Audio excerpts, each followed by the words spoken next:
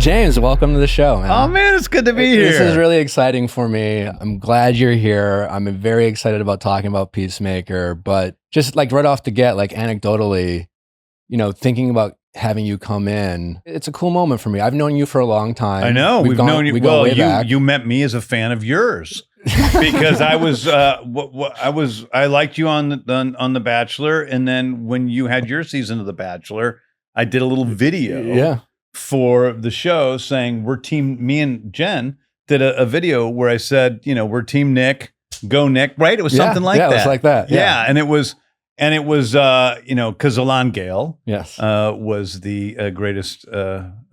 He's one of my best friends in the world. Greatest showrunner of The Bachelor. Yeah, the single most reason why I was ever The Bachelor. There's a lot of people who will take credit for whatever success they think I've had on that show, and it's really I know it's Alon. Yeah, he always advocated for me because I was never like their kind of guy, so to speak. Yeah. But I was Alon's kind of guy, which I appreciated. But it reminded me, like, just when I started this show was right before you had your going away party for Suicide Squad 2. And you graciously invited me, and I could only make the first hour because that was the first and only live show I've ever done. But I was like less than 10 episodes in. We're about to hit our 1,000th episode. Gosh. Wow. So to have you here as a guest is a cool moment, and a chance to interview you. But it's just like, it made me think about just how you started your career. I mean, you're the head of DC Studios, director of some of the coolest movies, certainly comic books out there, reality TV fan we love to throw in. Yeah. But like, also just, do you ever just look back in your career and like reflect on just like, how it started to how it is and ever, how surreal does it sometimes feel? I'm here promoting Peacemaker, right? Yeah. And I'm doing a lot for this season of Peacemaker, and it's because I love the show so much, but it is a communal sport. It's like, it's not what I did, although I do like my work on the show, but I love the work of, the stunt coordinators and the actors and all the other people that added to the show. I'm so proud of all of that. That it's just been this just wonderful, wonderful journey with this show, through 2 seasons there's no holds barred with this show. I'm able to do anything, and we do anything, even if it's a dance sequence to, heads exploding, to an orgy, to deep emotional resonant scenes. All of it's available to us, and it's just been so much fun. Well, that's why I love Peacemaker so much. I've told you this for everything you just described. And I think just in general, I've always been a fan of your work. I'm more of the casual comic book fan. Like, I wasn't the kid who read every comic book. I watched the movies, I grew up watching Star Wars and things like that. And I've always felt like whether it was Guardians of the Galaxy, Superman, Peacemaker for sure, anyone can watch it. You don't because hopefully not small children watching. Not small children, but any adult, certainly. Any adult. Because you're so good at interpersonal relationships. Yeah. And so much of your work, I just feel like you're connecting to the human spirit, so to speak. And you can watch it, not necessarily being someone who's like a diehard comic book fan, and connect to the characters that you write. Like, is that intentional for you, or is that something that just kind of organically happens? I think it's organic. I mean, I love characters. I love the characters that I write. I really fall in love with them. But I also, I love comic books and comic book characters, and they're outlandish, and at times can be silly, and at times can be, creepy or whatever. But for me, it always starts with the question, what if they were real? And the thing that is the most important to be real for me is their psychological, who they are and how they think and what they believe. And so when I make the Superman movie, I think there's been a lot of Superman movies, and usually it's super first, man second. Our movie is man first, super second. And that's what it's about. With Peacemaker, he's not even the costume is just, it's just a thing he wears, and he doesn't even wear it that much in season 2. Oh, yeah. And it really is the Christopher Smith show, or the Christopher Smith and Friends show. And that's those characters I fall in love with. I mean, I love, one of the weird things about Peacemaker too, and I'm getting off track of anything you're asking me, is that, so I made 3 Guardians movies, and that's what I'm mostly associated with. That's 6 hours of film. I've made 2 seasons of Peacemaker, and that's it's not, they're not each an hour, but it's over 10 hours of film. And so these characters are the characters I've gotten to know the best in a lot of ways, and really have, by far, to me, the 11th Street Kids have the most complicated personalities or complex personalities of any of the characters I've dealt with. And when you're writing these characters, are you writing with an actor in mind, or does that when I come first so write? Much? Yeah. Well, I mean, so in Peacemaker, I can tell you completely what I did. So the character of Peacemaker, of course, I already had established that in Suicide Squad, so that was John. The character of Amelia Harcourt, who plays by my wife Jen, and John Economos and my friend Steve, they were both in Suicide Squad. So those 3 characters were like the foundation. Then I really wanted somebody who was the opposite force of Peacemaker in the first season, somebody who was going to challenge all of his thoughts and who he was about the world, but also kind of create a buddy comedy between a romance that's platonic between 2 characters who were completely different. And so I created the character of Leota Adebayo, and I loved Orange is the New Black, but I especially loved a couple of actors on that show, one of whom was Danielle Brooks. And so I did write the show thinking of imagining Danielle as the character, not knowing for sure that she was going to be able to do it, or that HBO would be, okay, you can do it with Danielle Brooks, versus, oh no, we need a bigger star or something. And so it was always written for Danielle, but other times, like I wrote in the first season, there's a character of Myrn played by Chukwudi Iwuji, who went up to play the High Evolutionary. Great guy, one of the best actors I've ever worked with. And I wrote that role for Lance Reddick. If you remember Lance from, what's Lance movie, The Wire. Okay, yeah. And Lance wanted to do it, but he couldn't because he had another show. And so I had to find another actor. And Chuck Woody came in, and it wasn't like he just had a completely different take on the character. And I think it's probably the best performance in season 1. So it changed. So that challenges you to kind of go back in and tweak those characters to I think maybe your new somebody like Chuck, he just found a way in. There was nothing changed about the dialogue that the characters said. But the way he approached it which was how he got that role, because there's a scene where because his character has been taken over by a butterfly, which is these insects that crawl into people's brains and drive them around like skin cars, but they still retain the memories and the feelings and the emotions and the thoughts of whoever the host body is. So they're able to access all those feelings. And he has to deliver this speech about how he took over the worst person in the world he could find because he wanted to be moral about it. But he still lives with that person's thoughts and feelings and sees that even he had the capacity to change. And it's just such a multi-layered performance that if you see Chuck do it, it's like, wow, crazy. How, like, growing up, I mean, when I went to the Garden of the Galaxy 2 premiere that you invited me to, and you kind of addressed the audience and briefly just talked about, you kind of your inspiration writing. And I think you referenced like the relationship growing up with your parents and things like that. Yeah. So how is that, just in general, again, that kind of in touchness that you have with your emotions and your interest in those interpersonal relationships, like as a young man, were you always pretty self-aware about your emotions and things like that?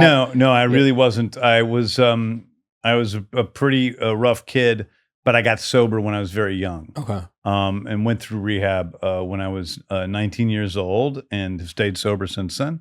And I think that gave me an access to my emotions and feelings that most guys especially don't have at 19 years old. Now, I still was incredibly rough around the edges. Sure. played in bands and still was not, I used every other drug that wasn't actually a drug to cover up my feelings. But it was, it did start this, I think, journey in life of trying to be equally attuned to my thoughts and my feelings and being aware of, how those things drive me and where those things are a way to cover up. It's funny because we're here in town in New York celebrating my birthday with my best friends. And I was sitting outside with Michaela Hoover this morning, and I lost my temper slightly with something this morning, not on a person, but something I had heard somebody say, and I was complaining about it.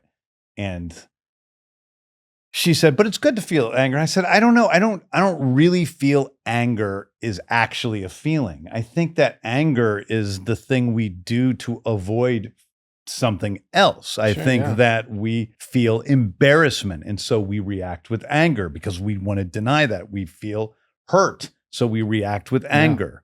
Anger is really, we feel fear. We react with anger. And especially men, that's like something we do all the time. And I'm not a psychologist, although I do have a psychology degree. But I'm not a psychologist. And maybe there is some sort of pure anger that has nothing to do related to another emotion. No, I think that makes a lot of sense. For the most part, it seems like it's always covering up something else. Yeah, it's like that initial reaction and you don't know how to process it. And so it manifests in the form of anger. Of anger, yeah. Which is what this whole story of Rocket Raccoon, right? Like that's his whole that's his journey over 3 movies is he's angry, but he's not. He's alone, He's alone, and he doesn't have a sense of purpose. Do your characters, whether throughout all your different projects, do they ever represent a very specific person in your life throughout your life, or Definitely. I mean, Yondu's my dad. I mean, Yondu is so much my dad. Totally imperfect father growing up, but I knew he loved me at the end of the day. And I always think that if your parents give you one thing, it's that they love you. And I think that if you know you're loved by your parents, I mean, my dad was really bad in certain ways growing up, but I'd rather have that bad stuff and know I was loved than the other way around. Somebody who's sort of perfect, but you don't feel like they love you, Yeah. That's hard. Yeah. Because as new parents, that's the thing. We want to make sure our daughter she feels our love, and we do our best to be parents. We know we're gonna fuck up. We know we'll mess up. But it's you just want to be there, be present. So my dad was never there, but he did love me. I knew he loved me, and that's a weird thing. I don't know why. I just knew that he did. Probably because he was very an emotional, Irishman. Did you know it growing up, or was that something you look back and now you're able to do? Well, I mean, there were a couple of rough years there in the middle, but for the most part, I knew he loved me. If you're dealing with hair issues like thinning or shedding, but feel totally stuck on what to try next, I get it. I've definitely been there. There are so many products out there, and it's hard to know which are actually going to do anything. That's exactly why I gave Nutrafol a closer look probably 6 years ago. It's not just hype. It's physician formulated, clinically tested, and even recommended by dermatologists. Nutrafol is the #1 dermatologist recommended hair growth supplement brand trusted by over 1.5 million people. Anything truly worthwhile takes time and effort, and with Nutrafol, see thicker, stronger, faster-growing hair and less shedding in just 3 to 6 months. You can feel great about what you're putting into your body since Nutrafol hair growth supplements are backed by peer-reviewed studies and NSF content certified, the gold standard in third-party certification for supplements. I have used just about every product that Nutrafol offers, and I swear by them. I chopped my hair off at the beginning of this year. I went shoulder length. It was so short. I was so scared, and then I was like, oh my God, why did I do this? Then I was taking Nutrafol, and in 4 months, my hair was long and luxurious and amazing and so healthy. I post before and after photos all the time. I swear by it. It actually works. My mom takes it. Nick's mom takes it. I recommend it to everyone. See thicker, stronger, faster growing hair with less shedding in just 3 to 6 months with Nutrafol. For a limited time, Nutrafol is offering our listeners $10 off of your first month subscription and free shipping when you go to Nutrafol.com and enter the promo code VIALL. Find out why Nutrafol is the best-selling hair growth supplement brand at Nutrafol.com. Spelled Nutrafol.com, promo code VIALL. That's Nutrafol.com, promo code VIALL.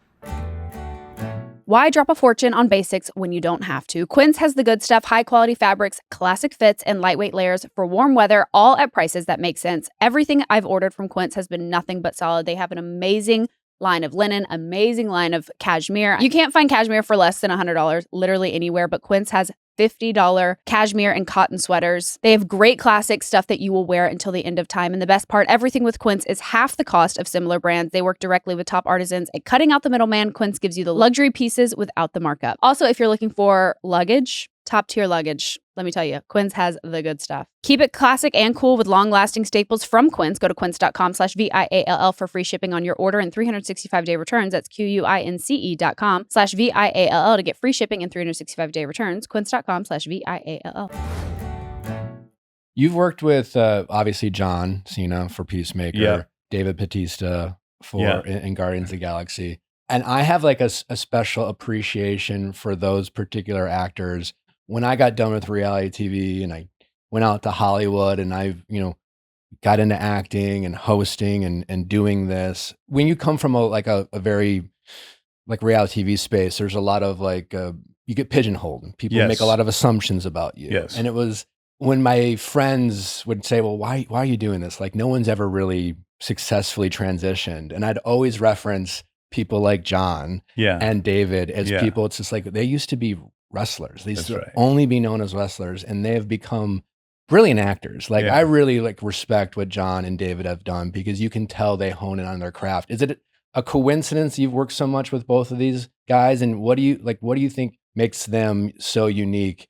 And because to me, it feels like they have this incredible work ethic and like dedication to their craft. And I think it shows in their work.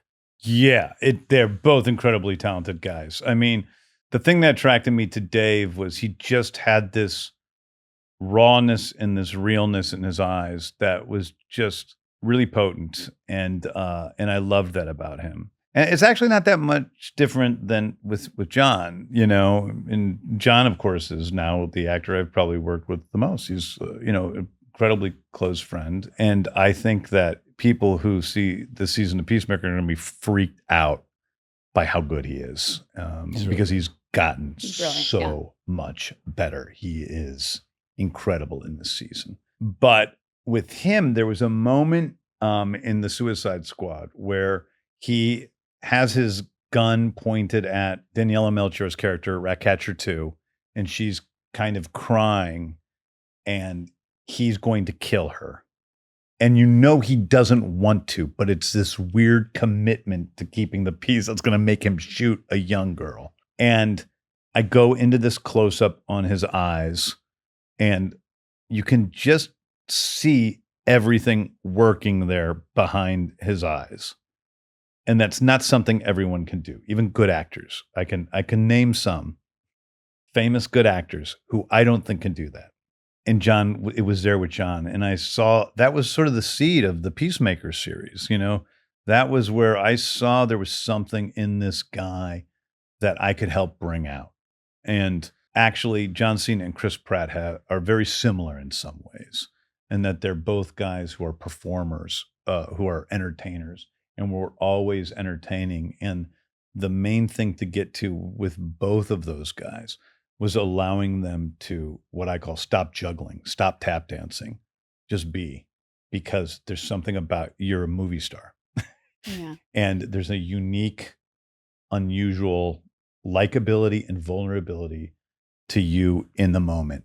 And you don't need to prove to other people that you're likable. So if you can stop proving, you're in the arena. And so it's really like sculpture. It's not teaching. It's just getting rid of habits. And then working with John especially over Peacemaker season 1, where he got to this new level. And then he took all of that stuff and has been acting for the past 2 years nonstop, refining that stuff and getting better with it. And then by the time we came to the first episode of this season of Peacemaker, which you've seen, and he has the moment where, he's with his kind dad in the alternate world, and he says, goodbye to him, and he walks out, and I'm like, John, I think you break down crying here. And John had a really hard time in the first season with a crying scene, which was a much more comedic crying scene. So it was harder in some ways, but I'm in this close up on John, and I just see, he's like, okay. And his dad walks out, and you just see him bring his hand to his face, and tears spill down his eyes. And then he breaks down and sobs. And I'm like, holy cow. That's not usual for a wrestler or for any actor, frankly, especially male actors. And so it was so different. He was so in touch with the rawness of his emotions. And it is a much different season because of where I think both John and I are at emotionally, because of the character and how he's changed from the first season. And because, John as an actor is just so much more able to do his thing. There isn't, this isn't about the blustery peacemaker who's pushing everyone away by saying things that are politically incorrect. This is about a guy who's totally messed up and aware he's messed up and trying to find a little bit of joy in the universe and not really having an easy time at doing it. Did it almost, when he showed up to film season 2, or is it like he came from almost like I always think of like a training sequence, whether it's a sports movie or a superhero movie or whatever. Like he's been really working on his craft, and he kind of almost showed up like, is that kind of almost how it felt? He showed up ready to go. Yeah. Well, he's always totally prepared. I mean, that's the thing. Just like another level. Yeah, all these guys, this crew is always totally prepared. They come in, they know the scripts backwards and forwards, and they're, just really, it is a real family on set. It's such a family, Daniel Brooks and Freddie Stroma, who plays Vigilante, they live near me in Atlanta. Like, really? Oh, yeah, that's, they're a part of my friend circle. So it's really close. And John lives nearby in Florida. And yeah, it's just a really close group of people. Steve Agee, who plays John Economos, has been my friend for 17 years, I think. So it's an unusual group of people.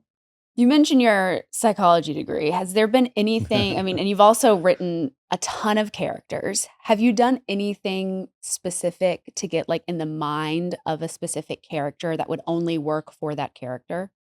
I read a lot, I do a lot of research. If I'm, writing someone who's a journalist like Lois Lane, I really do go and learn what it's like to be a journalist. I didn't want, a lot of times in some of these shows, Lois Lane doesn't necessarily seem like a real journalist. She seems like that's her job and that's what's hung on her, but she's not really. But I wanted her to be a real journalist. And so, you have to learn a little bit about that. And Rachel did the same thing. She went out and talked to journalists and learned about what it was like to have that career, But in terms of, I don't think I ever do anything I can think of to get into the mind of a character, but I just read a lot, So I read, when there's books on writing that come out, I still keep up and try to learn new things that I don't know. Really?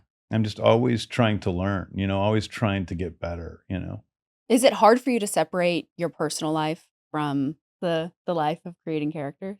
Or, you mix a lot of your personal life into your work, which, Yeah, like because of my friends and things. Well, the dog, Crypto, oh, yeah, Superman, Crypto's my dog. Your right. dad. And I feel like. Yeah. This is where if Jen was here, she'd be shaking her head over there.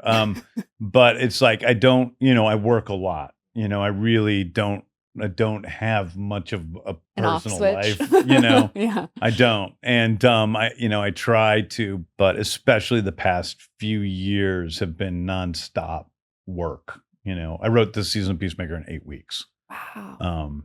Because I had to get it done before I started shooting Superman. And it was like hellish. I was like, just grind. Do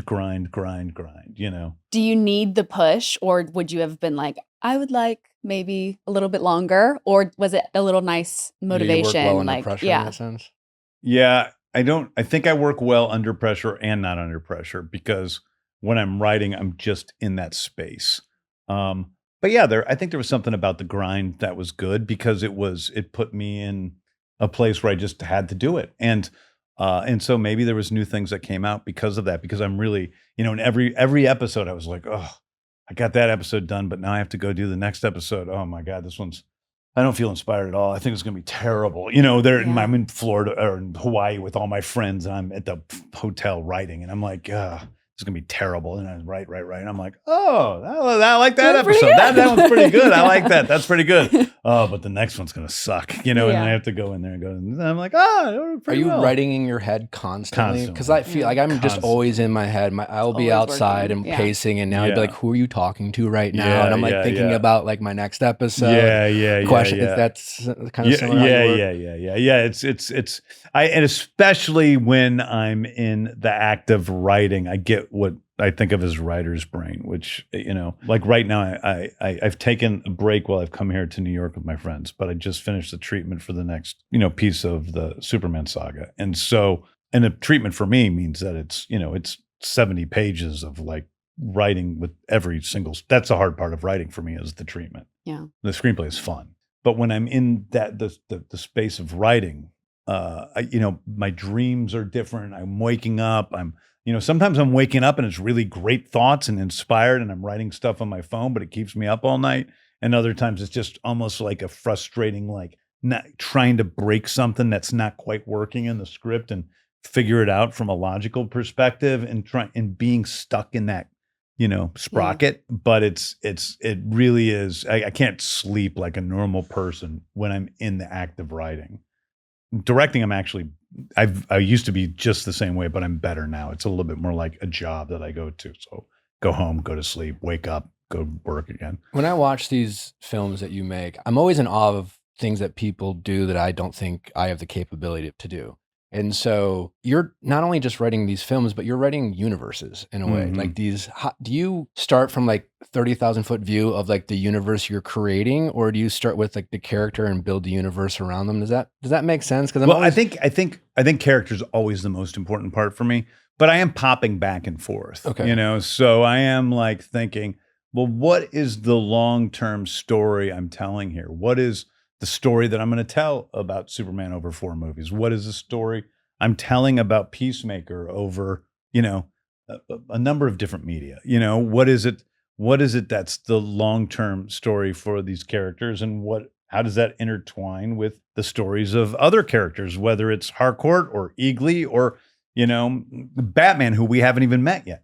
So what is the big story we're telling here? What's the big purpose here? So that is always a part of something. Like the example that's paid off is Rocket in Guardians, right?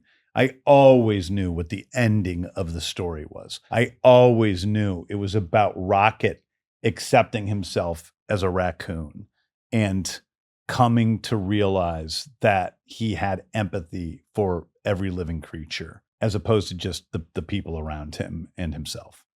It was about going from being a completely selfish, self-involved creature to a hero. And what was that story? And in a way, it's a, trilogy of incredibly expensive movies that are just answering the question, why is he called Rocket Raccoon? And so I always knew that was the center of the story for me. And so everything was always kind of, around that, I always knew, for me, Rocket was always the protagonist. Star-Lord was important, but he was always there mostly to serve Rocket's story. The same thing with all the other characters. So fascinating. So Yeah. it was always that was the center of the story for me. But I also always knew Star-Lord was going to go home. That Star-Lord, in a way, in what was his story? His story was a story in which we were telling he ran away from home. His mother died. If you look at it as, symbolic or, allegorical. Star-Lord's mother died.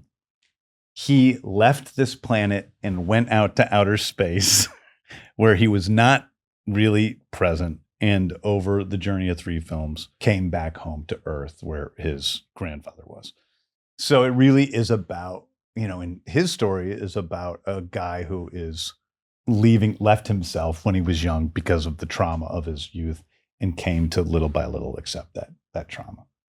Same thing, Nebula, same thing. They all have their own stories, I, don't feel like I'm the biggest comic book fan. And I have to say, Peacemaker is so good. It's Oh, so thank you. entertaining. I mean, Jennifer, your wife, is a complete badass. Yeah. When you're writing for her, are you wanting to kind of Are you writing to like push her out of her comfort zone and challenge her as an actor? Yeah. You are. Yeah, but I'm knowing I know what she's capable of. Yeah. Like, Jen wouldn't work with me for like 3 movies. I offered her a role in Guardians 2, then I offered another role. And then in Suicide Squad, there was this character, Tech Number 2, who eventually became Amelia Harcourt. And I'm like, just come and do this character with me. We had been together by 5 years or whatever that time. So I was like, just come and do this character with me, and we'll play it. We'll have fun on set. And I knew pretty much what she was capable of because I had done auditions with her and I'd read and stuff like that. But I didn't see her. I saw her act. She was on Before you got together? Well, no, when we were together, Okay. I was, I would read with her when she's auditioning for other roles. Yeah. But also when we, she was on a TV show called Sun Records right after we started dating, but it was like not a heavy acting TV show. And so she was a regular on that. But so I knew she could act, but we just really worked well together and we had fun doing it. And so then when I started doing Peacemaker, I'm like, I think this is, bringing one of the because everything is still like putting on a play with my friends, Yeah. and the fact that I was going to be able to do this TV show and then I could have Steve Agee, one of my best friends, and Jen along with me, and John, that was like, oh, this is going to be fun now. This is going to be fun. And it has been. And then seeing these characters that I fall in love with that are not my friends, but are people who I love, and then finding like, it is kind of pushing them into new territory. Like in season 1, when Steve Agee, who's basically a comic, has to break down crying when he's talking about why he dyes his beard. It's like that was pushing Steve. Like he had never done that before. And it was so interesting because when we were shooting it, once the faucets came on, he couldn't turn them off. He was like, it was really So are you like, emotional. just keep rolling? Yeah, I rolled and I Don't rolled, cut. and it was like, it was intense. But with Jen, she's a more of a trained actor who's been trained for a long time. Yeah. And so I know what she's capable of. And, one of my favorite scenes I've ever directed or written is in episode 6, which is a very long scene between Jen and John. And it's the best acting, I think, of both of their careers. And I cannot wait for people to see that. That's amazing. And when you guys are hanging out together, being husband and wife, I love working with my wife. There's a level, I didn't plan on it. We got together after I had this show. I was like, oh my God, you're funny. And I never imagined I would meet someone whose opinion, and like Natalie's younger than me. And I was just like, people had all these various opinions. But then the more I got to spend time with Natalie and my wife, I was almost surprised how much I valued her take on things. She, I always felt like Natalie knew what my strengths were, and never tried to make me confused about what I was confident in. But the things that I knew that she was really good at, we got this kind of shorthand of how we communicated. But I feel like with work now, she's always that first person I go to when I'm unsure about something or I want to run an idea about her. I just really trust her taste. And I always felt like working together, maybe some couples can't do it as much, but for us, it really helps us stay connected in a sense. And so much about our relationship is making sure we're being connected. I'm assuming you enjoy it as much as I do, working with your wife, offering her these roles, but is it ever a challenge? Sometimes it's a challenge, because of course, your wife has, a shorthand with you. She can speak to you in a way in which I'm not accustomed to be spoken to on set. And I'm like, wait a second. Sylvester Stallone doesn't talk to me like that. But yeah, no, I mean, I really enjoy seeing talented people get to shine, whether it's, Foxy Shazam, who did the theme song for the new season, and using their music. I mean, they're one of my favorite bands in the world, and all the different bands we use in Peacemaker, or Steve Agee, or Jen, or my brother Sean. I mean, getting to allow people to see people's talent is so fun to me. And Jen is really helpful. I mean, she's especially helpful at the writing stage. She's really, really, really good script reader and harsh. but but harsh in a good way. Not like I'm not very. You're not like offended by it. You're like, oh wow, that was. I'm not helpful. very sensitive about script notes. You know, Okay. I mean, I think I was when I was young. Like I had a girlfriend that would read my stories and be really harsh with me, and I'm like getting a big fight. Give me that back. It's different when you're 22, and it's like, and also I was like, more not as confident, I guess. Sure, I mean, now there is a part of filmmaking which is like it is purely logical. It's purely there's a part of it that's artistic and emotional, and you're following the muse, and then there's another part of it that is logical. You're fixing problems. You're creating a machine that needs to work in the right way for an audience, and the balance between those two things is what's important to me. It's neither one or the other. You can't say, oh, it's just all artistry when you're making a $200 million movie. Yeah. But you also, I see what happens when you see guys who become bean counters when they're making a movie, and those movies are soulless, and I think there's very few people that are making big movies that are doing it with passion. And that's important to me. That's why I love Matt Reeves and Greta Gerwig and Ryan Coogler and, all these, Denis and a few other people I think are really fantastic spectacle film directors. In Peacemaker 2, a big theme is these different dimensions through these portals. And something for me, I've always been fast. I'm not that much of a religious person. I don't believe everything happens for a reason. I believe our choices matter, and I believe in free will. And when I'm watching the first few episodes of Peacemaker, I would, when Peacemaker goes through these different portals and he sees these alternate universes, and I don't want to give anything away, but it shows how, like, if people made different choices, different outcomes could happen. That's right. Yes, I love. And I love that deeper meaning because I can internally, it makes me go down rabbit holes in terms of, like, I always tell, like, your choices matter, like you can recover for them, you can learn from them if you're willing to, but like our choices make a difference. Is like, what was your inspiration for coming up with this dimension kind of storyline? Is that I've always loved the same thing, and it's one of the funny things because people are like, oh, it's another multiverse story, but it's not to me. I love Deadpool, and Deadpool versus Wolverine's hilarious to me. And that's like a bunch of crazy Deadpools from all over the place, and you're seeing all these different things. This is really a contemplative story about one guy and the things that he's lost that he's never had.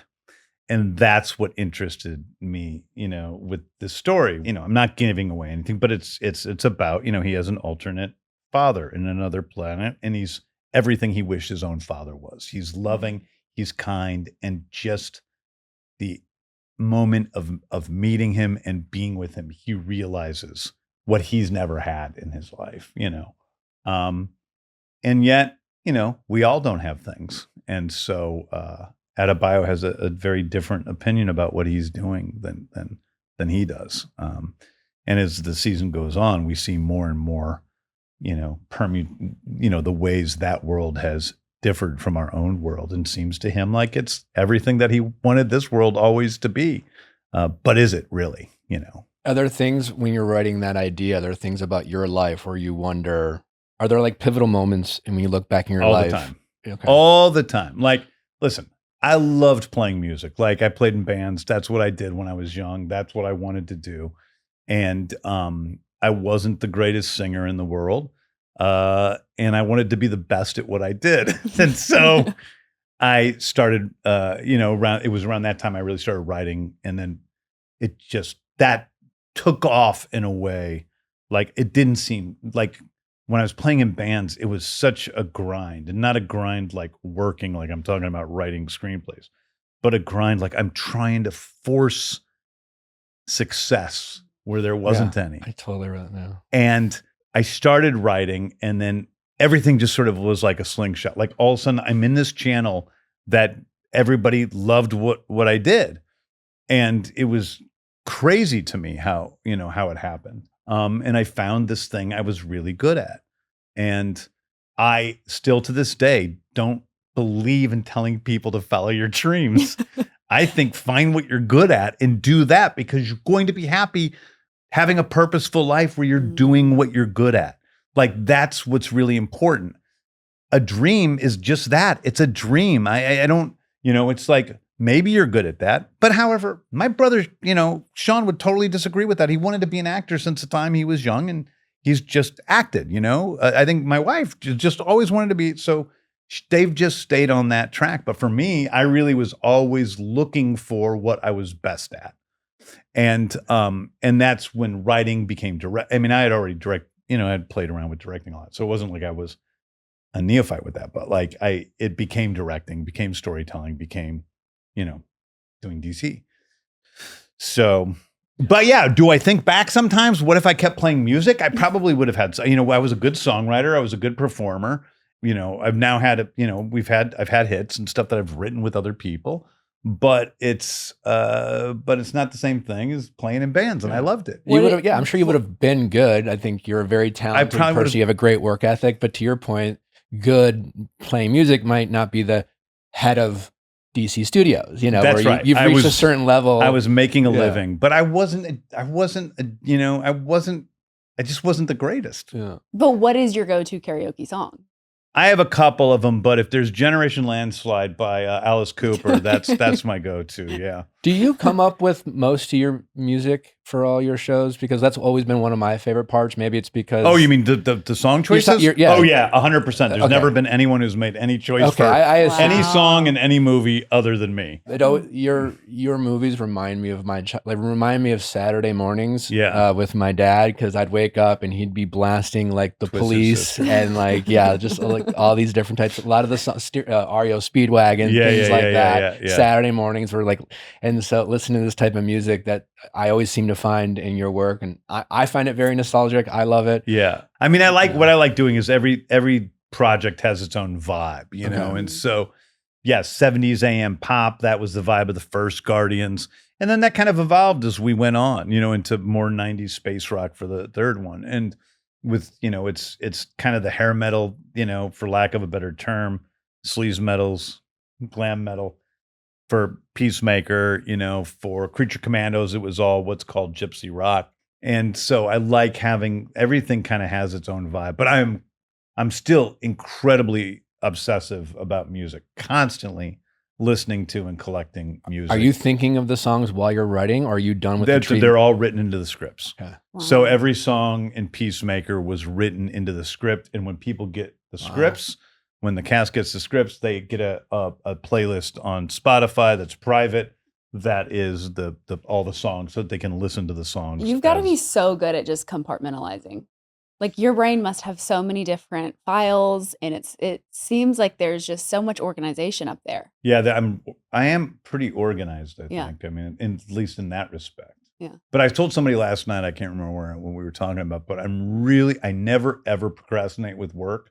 But anything to do with my actual life, I'm terrible. I decided to propose to my wife, and it took me 4 years to actually do it.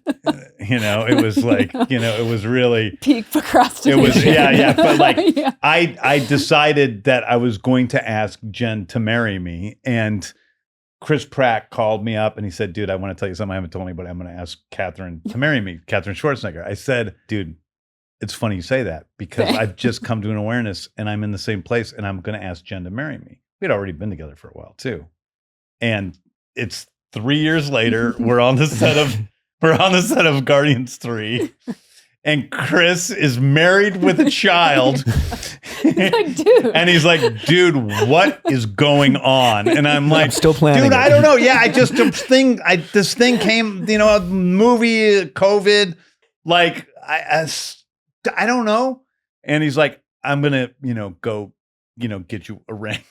Stop. This is true. This is totally true. And he said, I'm going to go. He wasn't going to pay for the ring. Believe me, he's not that good of a friend. And so he and Catherine went out to their ring person and their diamond person.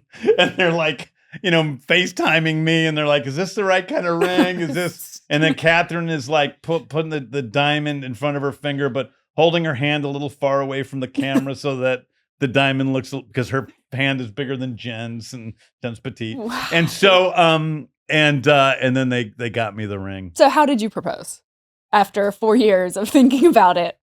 I mean, this is. Do you want to hear the story? I do, because it's a little weird. So so Jen and I told the story last night. So Jen and I are a weird couple. We dated for 4 months, never once talked about our relationship. And in 4 months, all of a sudden, one day I was like, I think I'm in love with you. We never talked about, were we dating other people? Were we not dating other people? What's going on? At first, we both were, and then we kind of just stopped because we were talking all the time. And then all of a sudden, we were boyfriend-girlfriend. And then another, 7 years goes by, and we never once discussed marriage. Never once. She never said anything to me about marriage. And so all that stuff that I just told you about happened. And I went and I got a ring, and it was Christmas Eve, I think. I was at my sister's house making cookies with Janet and my mom, and Chris is FaceTiming me with these diamonds, and I go into the other room with Beth, my sister, and I'm like, Beth, I show her the ring. I said, is this good? She's like, that's beautiful. So I'm like, okay, I'm gonna get that ring. I'm gonna ask her to marry me. It's great. And it's gonna take like 2 months to get the ring made or whatever. I go home that night. We're sitting out on we were in a rental house in LA. We're sitting on the porch in Sunset Hill, looking out at the beautiful skyline. It's beautiful. I love my wife. We're getting ready to go out to my brother's for New Year's Eve. And she comes over and she sits down beside me and she holds my hand and she says, James, I want to tell you something. And I said, what? And she goes, I would like to marry you someday. And I'm like, and inside my head, I'm going, God damn it. What are you doing to me right now? This is the worst possible time you could, you're going to ruin the surprise. This is terrible. But from her point of view, I was like, yeah.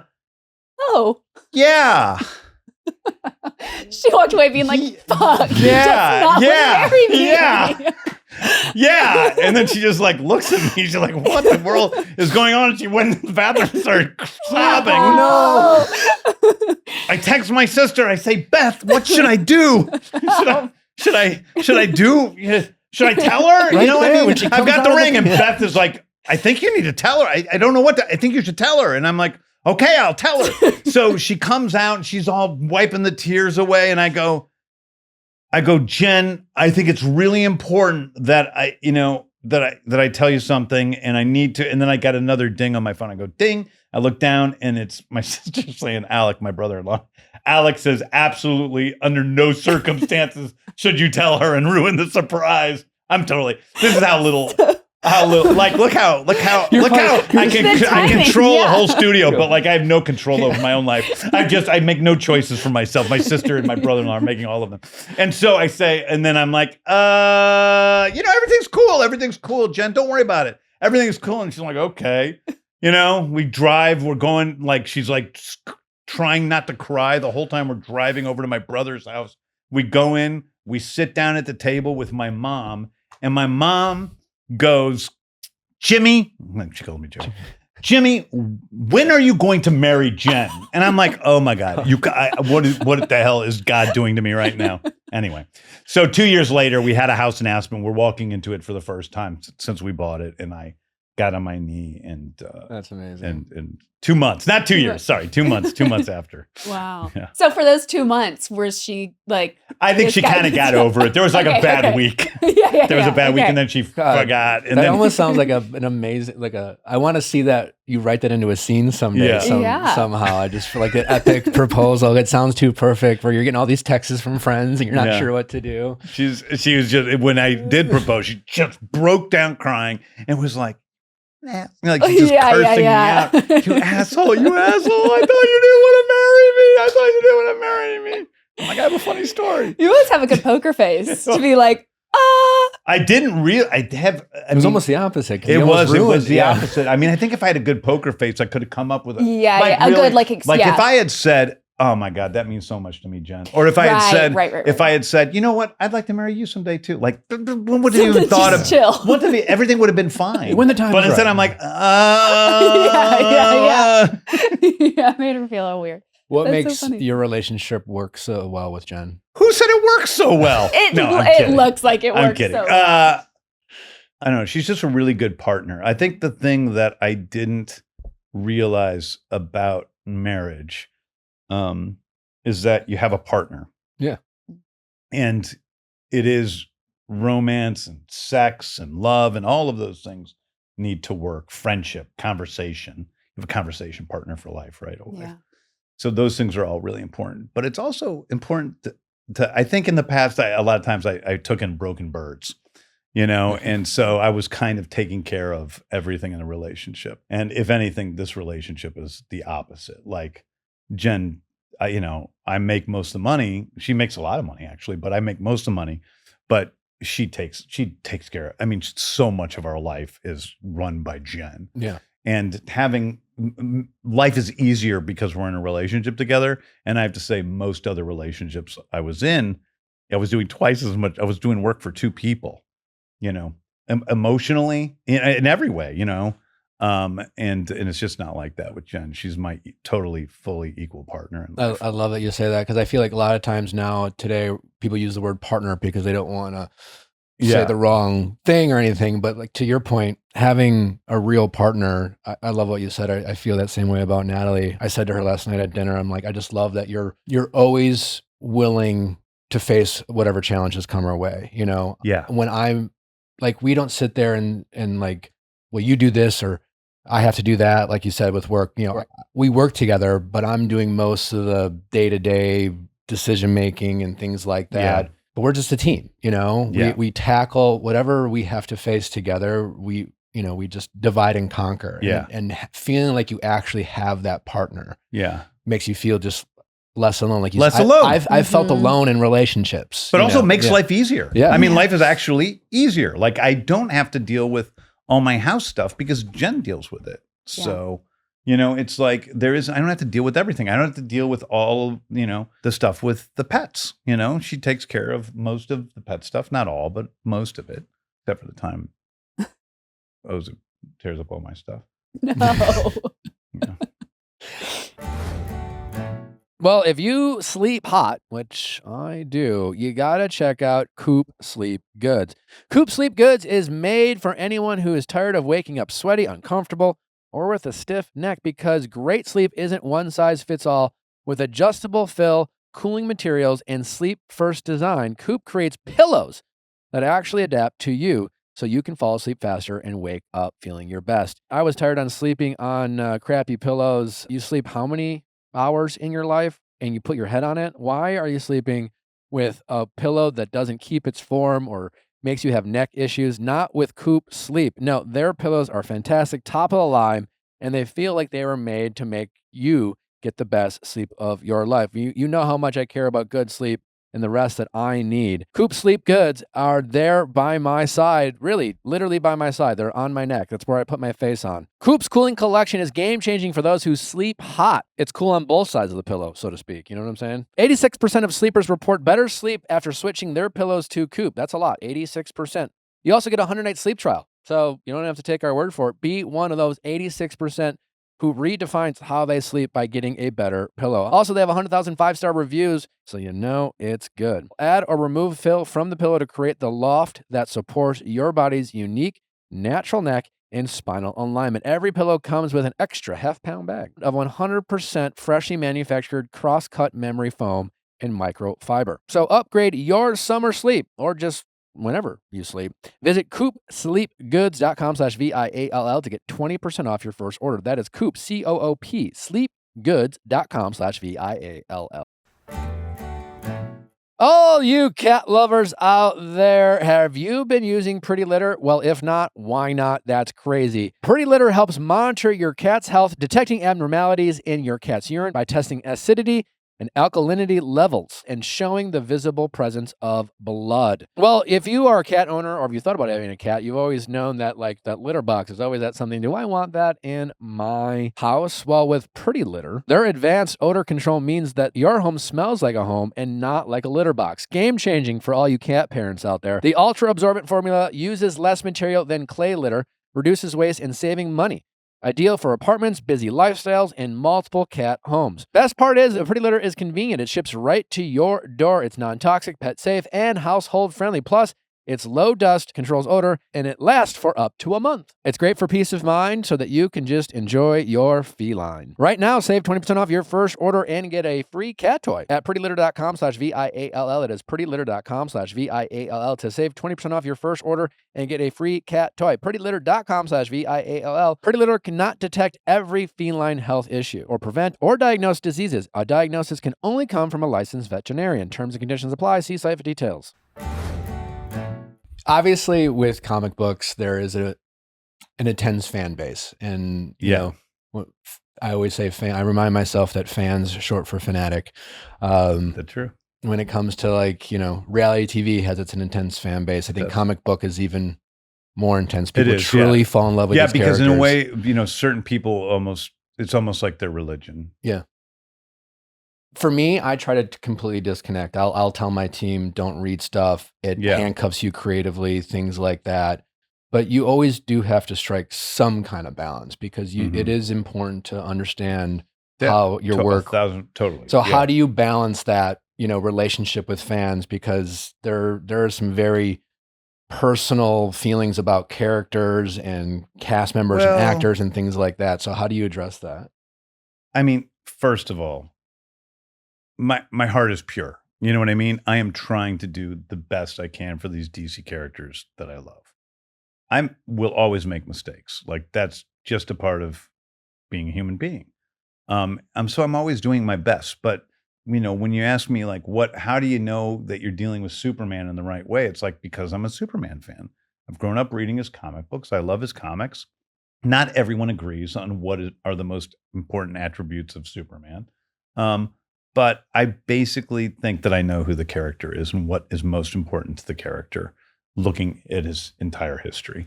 And so that's all you can do, really. It's like if I was a guy who had never read a comic book and was doing a Superman movie, I think it would be a different story. I don't read One Piece. If I went out and did the One Piece show, I think it would be hard for me because I don't understand what is, the most beloved things about One Piece. I've only read a couple of, comics. So but with DC characters, I understand them. Now, I also do change, somebody like Peacemaker, I also realize I can change a lot about who he is. I changed who his father was. I changed certain things. And then also some things I kept the same. The Guardians, I changed a lot of things. And so I do feel more freedom with characters that are less well known, But I really just have to go off my gut. I can't do much more than that. But I listen to people. I listen to go read some comics with Jennifer. Yeah. She does a DC Comics. She goes through old DC Comics and how they relate to, Easter eggs in the show and all this stuff. And I watch her videos because she's a real fan. And sometimes she teaches me things that I don't know about DC characters. And I'm like, well, I better be careful about that thing, And so because I don't know every DC character fully, I really know Batman. I really know Superman. I really know, Teen Titans. Yeah, when you're taking on these projects like Superman, obviously there's been so many before. How much are you doing your own research and bringing what's already been out there versus bringing your own life into it? Well, I think for me, really the fun thing with doing Superman was about creating the version that I loved from the comics. Yeah. And so, people always asked me with Guardians, what were the most influential comics? And I would be like, well, these Abnett Lanning and this and that, but really it was much more the things that were the most influential on the Guardians were other movies, were space fantasy films and, Forbidden Planet and Star Wars and these other things. Yeah. With Superman, it's not that. People ask me, what movies are you, most influenced by? And I'm like, it's not really movies. It's really trying to create a live action comic book. It's All-Star Superman. It's Superman for All Seasons. It's all of these, comics that I'm trying to bring to life in a film in a way that hasn't really been done before to create a true comic book movie. Whereas I feel like in the Guardians, I almost was running from comic book movie. Like for some reason, I'm not even sure I really loved being called a comic book movie, even though that's stupid because it is a comic book movie. But with this, I really wanted to create a true comic book movie. Is it true that you saw David in the Pearl and thought he'd be a great Superman? Oh, totally. Yeah, Yeah. I saw. Yeah. I saw David in Pearl, and I was like, it wasn't. I thought he would be a great Superman, but he was on my radar, and I thought, oh, that guy could be Superman. It seems like a good actor. I didn't have high hopes, frankly, because he's very serious in Pearl, and our Superman is light on his feet. He's got a good sense of humor. He's a funny guy, and It's quirky, yeah. he's quirky. And so, but as soon as he auditioned, I was like, oh my God, he's funny, he's charming. It's like, I couldn't believe it. I was really, really shocked. He had to have been his whole life been told he looked like Clark Kent. You know, like he when he got older, people started telling him, he Yeah. was like Superman. He almost looked more like Clark Kent than Superman. In a way. Yeah. He did because he's a lot skinnier then too. Yeah. It was interesting hearing you talk about you didn't want Guardians to be like a comic book movie, but it's like when I was watching Superman, it's just like I think from the opening credits, I can be like, hey, this is a James Gunn movie. Something about the way you shoot it, but I think what I love most about it, again, I don't know if it's intentional, because I just feel like you don't have to be a comic book fan to love your movies, because I do feel like it connects with people. It's a drama. It can be a family show depending on Peacemaker. Yeah. For adults only. But I guess my question is, was it intentional as someone who as a decision maker, you do have to worry about the bottom line. You do have to worry about 1000%. not just attracting, not just appealing to the diehard fans. So like when you're writing it, are you hoping to have a project that, you don't have to know the comic books and you can for me, I've always been in these types of movies. I want to be able to bring my wife and say, you're going to enjoy this and you're going to have fun. And that's what I love about your movies is I feel like anytime I recommend it, I don't have to be like, no, you have to watch. Yeah, no, you have to be a big I'm trying to be real careful about that with telling stories that are relatable by anyone, and I've had so many grandmas coming up and tell me how much they like Superman. They don't they didn't even like the original Superman, but they love, the relationships. They love the people. They love the message of kindness in the movie. That's the thing that speaks to so many people. That's been really cool. And likewise, I'm also trying to be really careful of this is a connected universe with stories that lead to each other, but also every single story needs to be understood by just watching it. I don't want it to feel like homework. That's the thing, because I feel like I feel like they've struggled with that. I mean, I think they've struggled with people feeling like that, whether that's actually the reality or not, but I want people they should be able to see Superman and then go see Superman and be okay. I did, listen, Superman comes out on video, on home video today. Yeah. And the reason I let it come out early, because it wasn't going to come out till later, is because of Peacemaker. Because I wanted to give Peacemaker the best chance it could possibly have. I think also people are starting to see how the hype around Peacemaker. So I think everybody's starting to get it at Warner Brothers Discovery. So it's about really giving Peacemaker the best step forward. But you don't need to have seen Superman to watch Peacemaker. We explain it all for you. It's all there. It's definitely don't. There's background and it connects, and you're going to have more fun if you watch Superman because there's characters from Superman that are in Peacemaker, and the stories are connected. And then that story is connected to the next Superman. Yeah. So they're all, connected, but it's but I am really aware of making things okay by themselves. Yeah, like you said, you definitely don't have to watch it to get it, but if you do, you feel like you're in on it. You feel like you get it. You're like, oh, that's an extra joke. That's like, it's great. It's gravy. Yeah, it's good gravy. callbacks. Yeah, it's fun callbacks. Yeah. Recently, the internet, it's gone viral. A moment when you guys were shooting Superman, a conversation between that's you the and craziest thing. Yeah. Yeah, that's the craziest thing. That was seriously one of my favorite moments ever directing a movie. And I walked off, and I got David and I both got teary eyed, and David wrote me that night. And then the next day, I said that was really amazing. I'm like, I knew that we were shooting with our actual cameras at the time. I'm like, can we get the tape of that conversation between me and David? Because if there's the part that isn't viral is that before that moment, there was a whole I talk in what we call a God mic, and I'm speaking to this God mic, and then it's on stage and everybody's listening. And it's like when you're on my movies, you have to get used to like, there's no secrets, right? Like if I'm giving you direction, everyone's going to hear it. So David is out there. So David and I are sort of having this, argument that is, a healthy argument, but he's saying what his feelings are, yelling up at the sky like he's actually talking to God. And then I'm saying, no, because of this and this and this. And then he finally walked out. And the part when he finally walked out is the part that went viral. But I said to Michael, who's sitting over there, I said, do we have the tapes? Because we were shooting when he started arguing with me. He had stopped himself in the middle of the speech and said, he's like, this doesn't feel right. And I'm like, do we have the tapes? And he goes, not only do we have the tapes, Jeremy, who's been my videographer since Guardians 1, filmed the entire thing. And I was like, what? And I'm like, this incredibly intimate, special moment was all on film.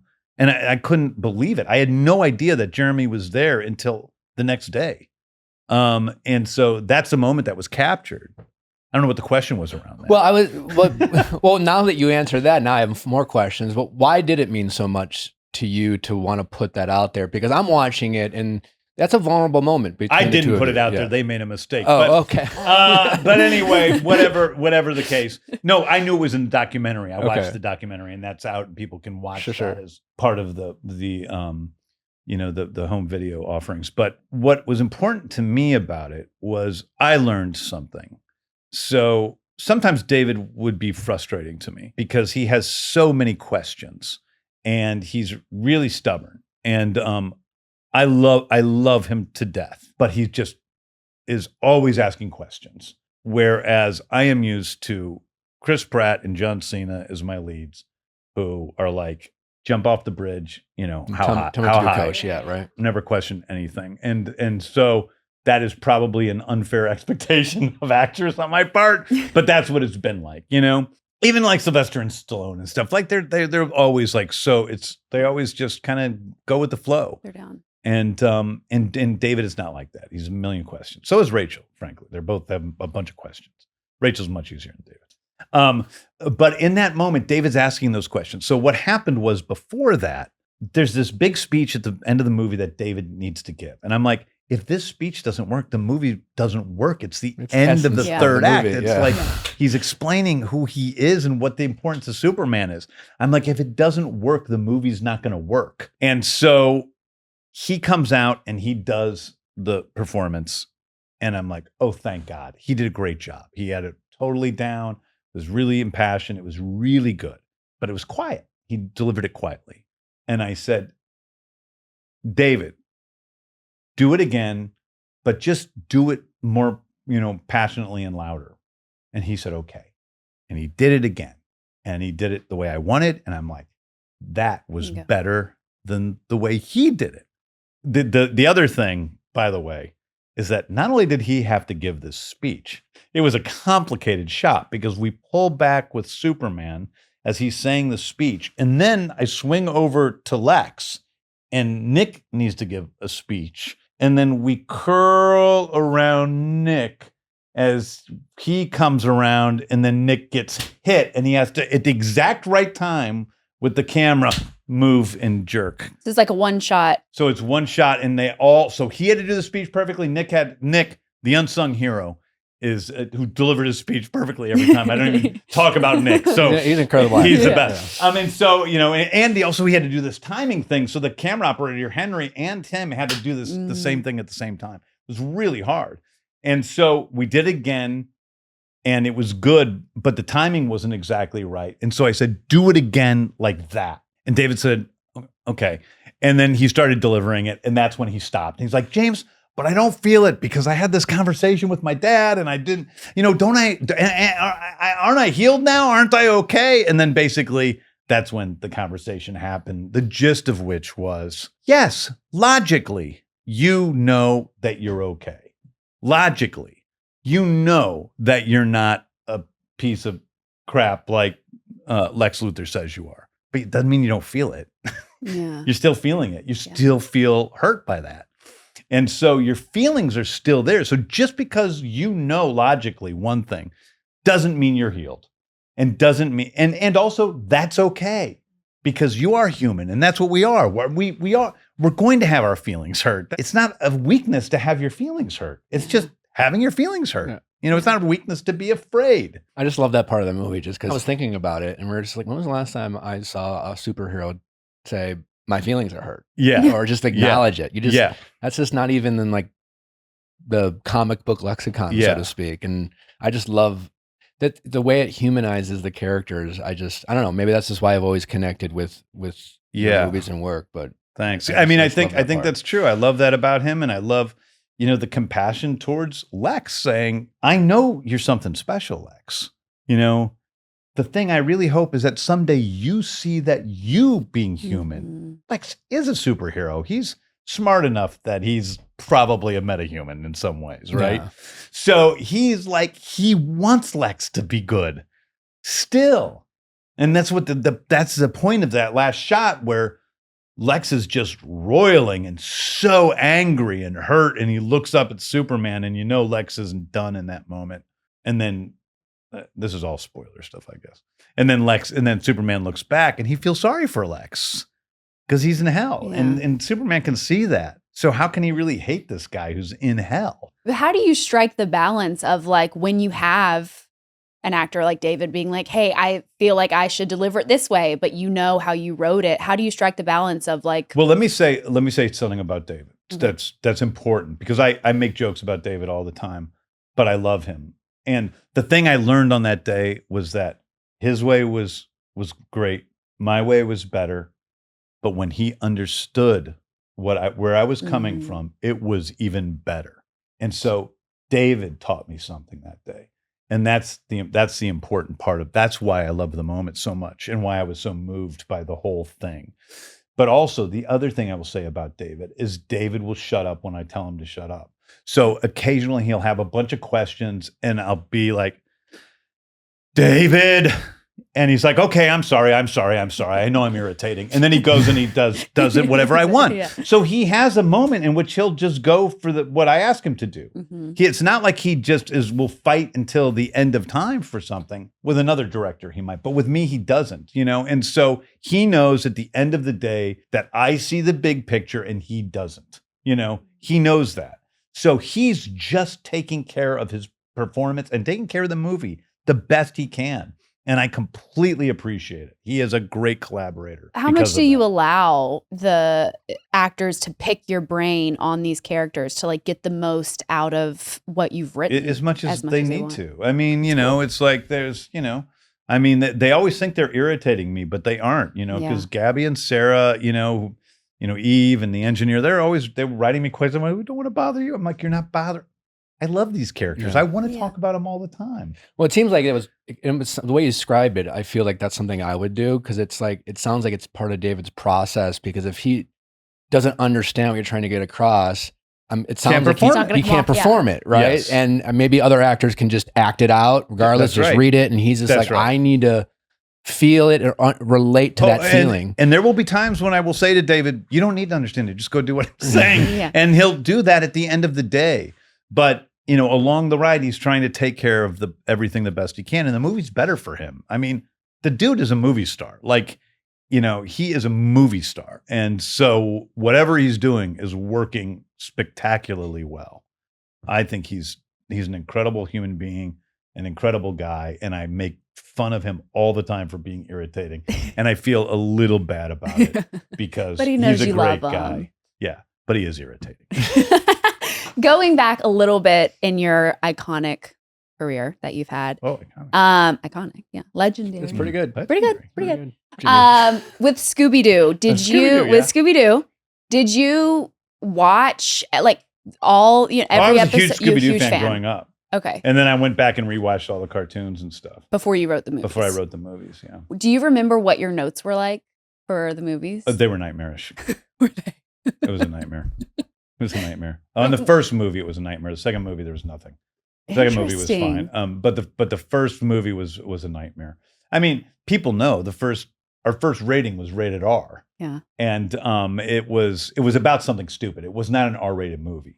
And we just had to cut that one thing, and then it was PG-13. But we had written, and directed with Raja, a movie that was for teenagers, basically, that was a little bit more like Austin Powers. It was more risque. Yeah. And they decided that this is a movie just completely family for children, and everything had to be adjusted to be for kids. Now, some of it they couldn't get around, but a lot of stuff was like the girls' cleavage was CGI'd in, Oh, wow. because they thought it was too risque. Because one person in a test audience in Sacramento is like, why are their dresses so low cut? A lot of boobs. And so, so both Linda's and Sarah's cleavage was CGI'd in. Wow. Well, speaking of rated R, obviously Peacemaker is more for the adults. Yeah. There's obviously swearing. Yeah. There's The orgy. violence. There's a little bit of an orgy. Yeah. Orgy rating in the first episode. I saw a promo with you and John saying you can say fuck in this video. Yeah. Do you find that gives you a certain level of creative freedom? Especially with these universes being connected. That if you watch Peacemaker, does it allow you to, just make it a little bit more real, just a little bit more like, hey, we can kind of get into some like messiness or some darkness that you can't with like a Superman. For sure. I mean, Peacemaker was always more, grounded. It was always more like cinema verite in the way we shot it and every aspect of it, even though the things he's fighting against are these magical, monstrous things. So, yeah, I mean, but for me, it's like making a film or a TV show is communication. I'm sitting here and I'm talking to you, and I'm not saying exactly the same things I would say if I went on Tom Segura's podcast, because I know the audience is different, I'm not saying the same things I would say if I went on a children's show, I'm not speaking to kids. You and I have known each other for a while, so we talk in a different way than I would talk to somebody I'd never met before. It's like you're always speaking to an audience, and I think every story is like that too. So Peacemaker's for a specific audience. It's this sort of balls out, no rules in every way. I mean, so it's just a different vibe to it. It's a different type of artistic story, where Superman is another thing. It is made for everyone, but also that's part of the vibe, is like this good-natured, colorful, like that is part of what it is. And it isn't about, we had some darker things in Superman that I cut out because it just didn't feel like it fit into the vibe of the story. Now, we didn't have an orgy in Superman. There wasn't a bunch of penises there. But yeah, I mean, every story is different. You're speaking to a different audience. And when you speak to kids and families, you're speaking a different language than when you're speaking to adults. And, when you have a night out with the boys, you're speaking differently than when you speak with go out on a date night. Can you peel back the curtain on the orgy scene? How awkward is it? Do you have music blasting? Is it like everyone just like vibe out and like don't even think about cameras? Yeah. So that song is Hardcore Superstar's guest list. And that song we blasted the whole time. But there is something that many directors have complained about called an intimacy coordinator. Do you know what an intimacy coordinator does? Heard about it. So an intimacy coordinator, for those people who don't know, is somebody who comes on set when you're doing a scene that requires some intimacy, anything from like just somebody doing nudity to somebody having to kiss somebody to somebody doing simulated sex on screen. They talk to the people and the actors involved, make sure they're comfortable and aware of what is happening. This is something some old school guys have complained about. To me, it's the greatest thing in the 20th century to come out of movies. Really? Because you can do anything you want. So these people were hilarious. I mean, these guys all got paid more money to come in. Their specials, I forget what the actual term is, but it's like, if you cast a background extra who's playing a saxophone, they get paid more than a regular background actor. Well, if you show your penis, it's also a special talent. Yes. So they come in, and I don't have to worry about anything because I used to be sort of uncomfortable. I don't love to direct, telling people to have sex and okay, now grab their butt or whatever you're telling. I'm like, oh, it's just so it's such a weird conversation to have when you're not even totally sure people are comfortable. And so she went out, our intimacy coordinator on that day was fantastic. And she went out and she's like, what do you want to do? I'm like, well, some of the things that you see. Yeah. And, I want him to dance like I did that dance that the guy does. Yeah. And she's like, got it, great. And she's all excited and she goes in and she tells them, she's like, are you sure you're comfortable with this? And blah, blah, this is what we want to do.